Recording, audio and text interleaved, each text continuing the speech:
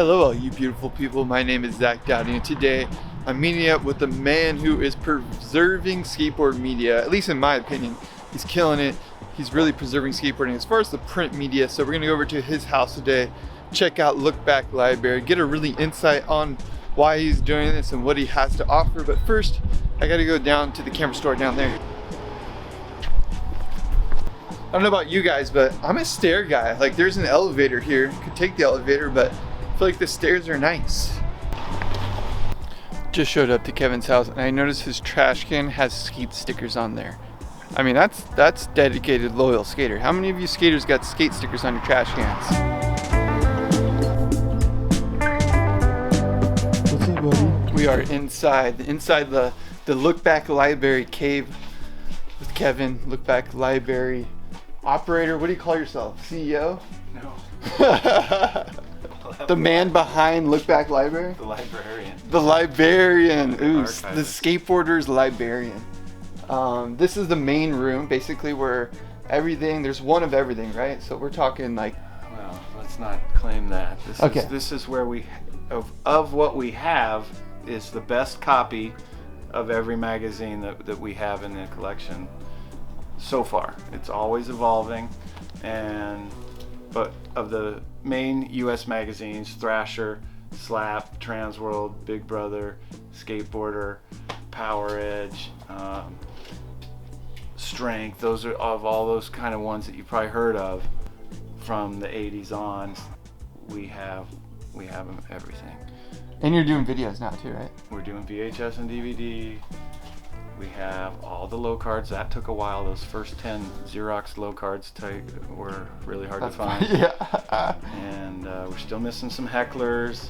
You have other rooms here too. So this isn't the only room. This is the master room, yeah. Or what I call the master archive resides in this room. And but I was saying the door goes wide open when we talk about international magazines. Most of the industrialized countries had a magazine or two or three. That some people don't even know about. I still don't even know. I'm learning about certain ones from Brazil or Chile or something, that maybe... So there might even be like crazy pro skaters out there that nobody knew about who were like way ahead of other people. Well, Milton Martinez had a bunch of covers in South America before anybody knew about him here. I didn't know that. How things kind of really started in the 80s with people not having the internet, not having, long distance phone calls cost money. So zines were like Instagram? I guess, yeah, that's one way to look at it. Or just zines were the way people communicated across scenes. The 80s area, Metro Trash. This is Buddy from Six Stair. Wow. With the BMX on the next set. Yeah. I mean, couldn't always just be about skating. It's just recreational activities. Well, they're getting radical, Get radical on your bicycle, get radical on your roller skates, get radical on your skateboard. Yeah, I wanna ask you about skateboard media, some skateboard media questions. Sure. But maybe we can get more comfortable for that. So one of the first questions I have, which is probably obvious. Oh yeah, your favorite publication? We're gonna just jump straight into it. Yeah, Power Edge. This Reese Simpson cover is what I usually point to as my favorite Power Edge cover. Mario Rubalcaba here's number 2. But so why preserve skateboarding print media? Like, why preserve print in a digital age? For me, it's very rooted in my early years in skateboarding, where pre-internet, these magazines were how we learned about skateboarding.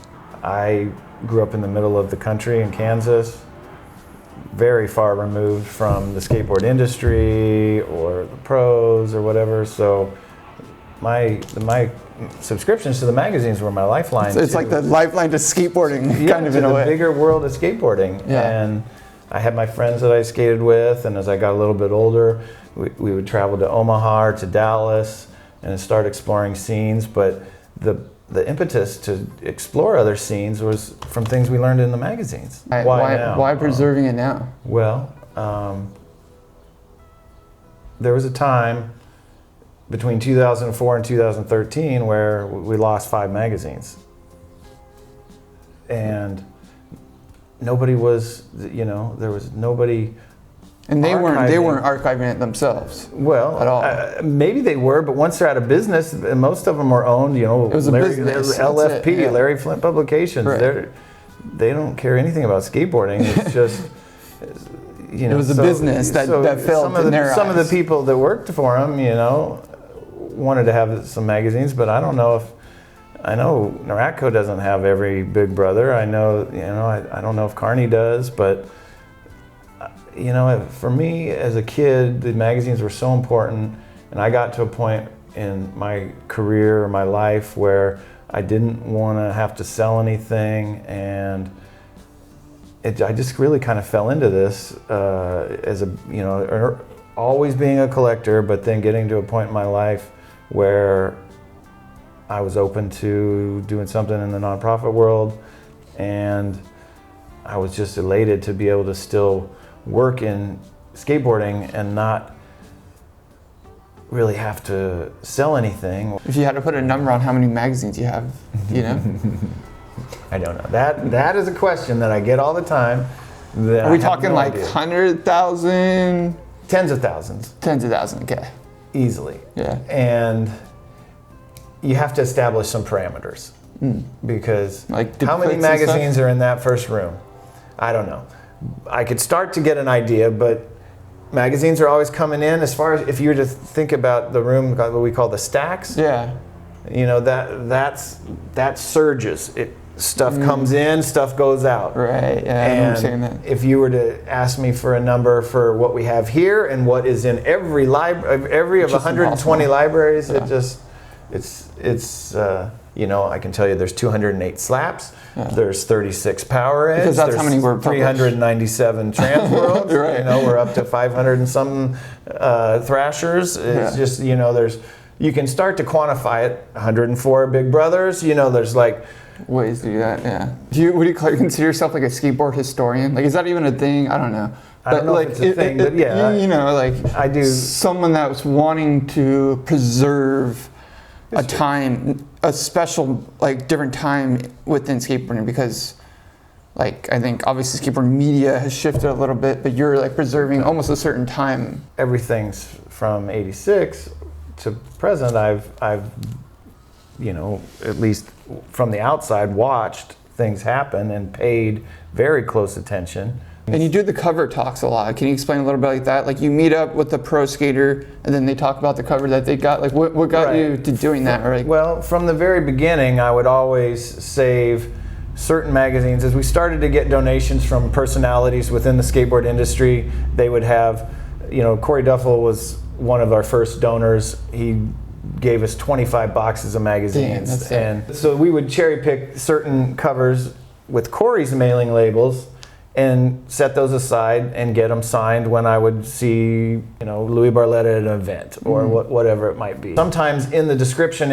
on the Instagram link, there would be a reference to a story that pro told me about the cover or something. so it's kind of like getting some more insight behind it all. Have you, or you maybe have already done this or thought about doing this, but, and then maybe it goes against your beliefs, maybe not, but like creating a digital library of all of this stuff. That gets talked about all the time. I'm sure it does. That's what I'm wondering. Like, is it something you want to do, or do you hate the idea, or is it? I want to have the physical resource for the person that has that skill set to do. Anybody's Imagine watching and they want to do what I'm talking about, preserving all this digitally, hit you up?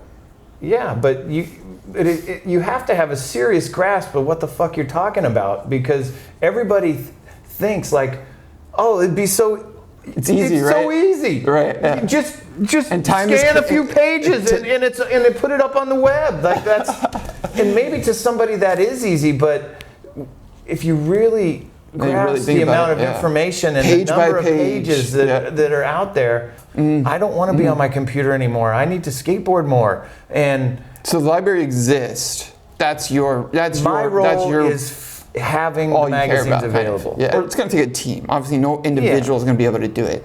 If so, it would take years. You know, but Six Stair has done some amazing work in scanning stuff that they used in the love letters. I'm kind of asking two questions in one right now. Is there any new magazines that you like Do you think there's a way for a magazine, if they do it differently in some sort of way, to make like print a desired thing again? Here in the U.S., we're down to one monthly publication, Thrasher. That doesn't mean that's the only publication in the USA. You know, we have a lot of zines. We have Skate John, we have Low Card, we have Juice. Their publication schedule is very erratic. Skate John does come out every 2 to 3 months. That is like clockwork. But they're still doing it. You know, they have a passion for it. There is a place for them in the world of print. And then now you are about to go on a trip, right? And the idea is that you install these libraries in different places. Is it just skate shops or? Skate shops, indoor private skate parks, and skateboard-related nonprofits. Here today you've gotten a tour of the master archive, but we have 120 plus, by this time next week we'll have like 125 magazine libraries at skate shops, skate parks. 125, around. That's a lot. Yeah. Yeah, so do you take requests, like if someone hits you up like, hey, can I get an autograph such and such? Is that something you facilitate, or you're like, that's too much? I don't really ever get hit up for autograph stuff, because I really try not to, like most of the stuff that we get autographed, it has mailing labels, which is very historically significant, I think, and I would never sell those things. But if you're looking for a specific magazine, do hit me up, because there's certain titles that we have plenty of that are maybe that I would consider common, whatever. Hit me up, and that helps us finance purchase of other magazines or gas in the tank to do these trips, library trips. I think there are, unfortunately, probably kids at the skate park that have like never really picked up a magazine, right? Like how do we convince them to pick up a magazine? Is there a way, like what you're doing, it seems like it's allowing them, when they feel ready to go, they can do it, but is there anything that could be like articulated, like, hey, beyond this video or whatever, that like we can motivate kids to look off their screen and realize like there's a whole another way to get inspired and influenced? It's hard for me to relate to a younger kid that has only learned about skating through the internet. So, and I know that that's a powerful, I mean, this was powerful for me. The internet is powerful for the kids of today. I can't really relate so well. And so I've never really thought about how, because I feel I can say to get a kid. I'm not interested in trying to get a kid to do something he doesn't want to do. Totally. I want to have this resource for the people that want to engage in it. Which are right now 25 older skaters. So like eventually there does need to be a handoff of some sort, because eventually all those, you know what I'm saying? Well, like I think as a skater matures, as they get older and get a broader grasp of skateboard history, maybe at that point there will be developing an interest in print and stuff that you can't necessarily find so easily. Because they'll be looking for that more at that point. By that age, they'll have their favorite skater. They'll want to know where they, read old interviews or just see old pictures of Chad Muska or whoever is their guy, And anything else you want to say? Thanks to anybody for maybe being a part of this amazing journey. I'm sure there's a lot of people you can thank. Yeah. This could be a whole video on that. I'm the front end person, but there's a lot of people that help out either by donating their magazines, volunteering here in the stacks. Scott and Sean are some of my oldest volunteers. Gabe Jimenez, Jeffrey Halloran. A lot of people are part of this organization on however they can help out. And I might need you to drive a load of magazines from Birmingham, Alabama to Dallas, Texas. So those are the kind of things that you never know. We're a grassroots organization that is highly underfinanced, and it's kind of that skater ingenuity at work where there's a will, there's a way, and we know a lot of people, and everybody wants to, it's not uncommon for people to want to lend a hand, and that we try to encourage.